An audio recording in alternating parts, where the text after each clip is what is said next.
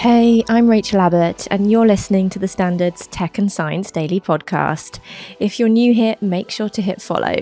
Coming up, Pon Life future space lasers and the voice of King Richard III. But first, Joe Biden has given Ukraine the green light to use long-range weapons against Russia for the first time. Ukrainian President Volodymyr Zelensky has said missiles will speak for themselves. The decision marks a major US policy shift as Biden is about to leave office. The move in the US also comes after months of speculation over whether Britain would grant permission for UK-supplied Storm Shadow missiles to be used by Ukraine against targets inside Russia. On Monday morning, a cabinet minister stressed Britain was giving full backing to Ukraine amid a report that it will join America, allowing Kiev to fire West-supplied long-range missiles into Russia. The Kremlin has accused the outgoing Biden administration of adding fuel to the fire and seeking to escalate the conflict in Ukraine.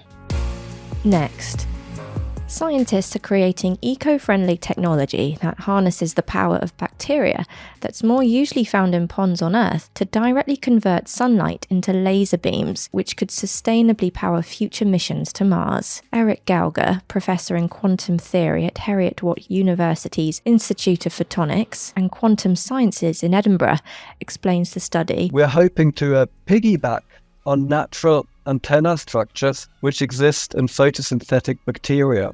Some of these bacteria live in extreme conditions where there isn't very much light, and they've developed an amazing apparatus for capturing the little light that's there and funneling its energy to where it needs to go, in their case to produce chemical energy or chemical food. What we'd like to do is we'd like to piggyback on that and use it to power our laser. And essentially these photosynthetic antennae take their lenses but at the nanoscale. So they replace the big, heavy, bulky stuff with something which is just a few nanometers big and has been designed by evolution to do just what we needed to do. The technique they're developing could allow power to be sent over vast distances. Professor Gauger explains how they plan to harness the power of photosynthesis. We get photosynthesis everywhere, and you could say it ultimately powers almost all life on Earth. But the ones we're interested in, they live in bacteria, and there's two types we're targeting. One is green sulfur bacteria. They live very deep in the water. So within these bacteria, there are large molecular structures which produce the food for the bacteria and the energy for the bacteria from the little light in their environment. So what we're looking to do is to extract these natural molecular structures and repurpose them. Another bacterium we're interested in is what's known as the purple bacterium. You find that in all sorts of ponds and waterways, and they have beautiful power plants inside. It's kind of molecular ring-like arrangements of molecules which can again absorb light and funnel the energy to the reaction center where it gets converted into something that's more permanent. And what's next in the 4-year project? They appear to be using quantum mechanical effects, or there's a suggestion that quantum mechanical effects might play a role in making them as efficient as they are. So there's a lot of expertise in growing these bacteria, extracting the relevant complexes. Ultimately, the idea is, yes, to grow them on space, and as part of our research project in the consortium, we've got Professor Gisela Detrell from the Technical University in Munich, and her research area is human space technology.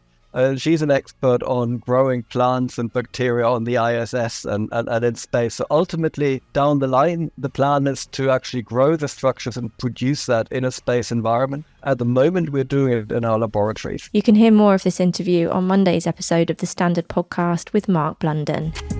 Next. The clarity and charity of the sun's light is so great that when it is poured... That's the sound of King Richard III, created using state-of-the-art technology, giving him a Yorkshire accent, and played in front of an audience of history fans at York Theatre Royal. His voice is said to have been created to 90% accuracy by Professor David Crystal, a leading linguist in 15th century pronunciation. A team at Face Lab at Liverpool John Moores University created the avatar based on a reconstruction of Richard III's head, led by craniofacial identification communication expert Professor Caroline Wilkinson. Experts from various fields helped put the pieces of the puzzle together, including speech and language therapy, dentistry, forensic psychology, and archaeology. Richard III was the King of England from 1483 until his death at the Battle of Bosworth in 1485 at the age of 32, and his remains were found underneath a Leicester car park in 2012. Let's go to a break. Coming up in part 2, the timeline of active volcanoes on the far side of the moon revealed. See you back here in just a minute. Welcome back.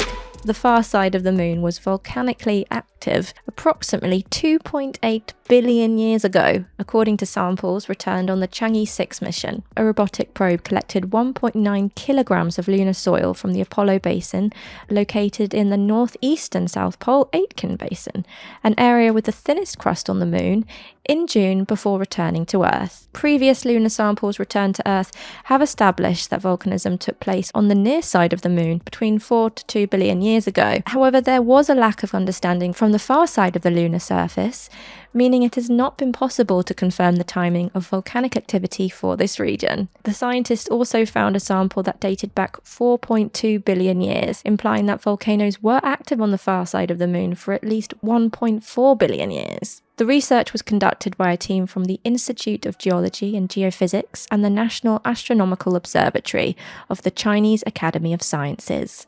You can read more in the journal Nature. Next. Now, if you're likely to reach for a fat-rich treat when stressed, a small study has found that adding a cup of minimally processed cocoa could make a real difference for your health.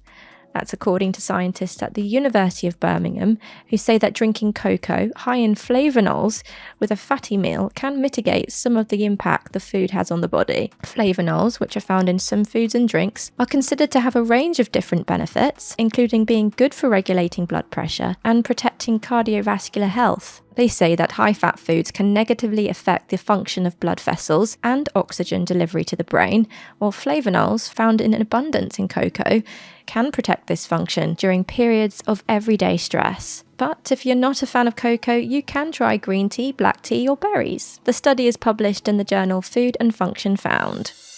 And finally, to help continue celebrating 50 years of creating digital watches, Casio has designed the CRW001 1JR Smart Ring. This watch stays true to its recognizable features. There's a light for the digital screen, a stopwatch, and an alarm function. The light will flash instead of a sound though. The ring is manufactured as a single piece using a metal injection molding process that starts with powdered metal. Sizing wise, it's permanently a US size 10.5.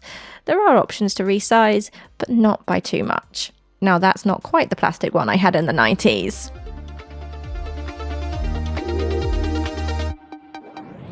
You're up to date. Come back at 4 p.m. for the Standard podcast. For all the latest news, head to standard.co.uk.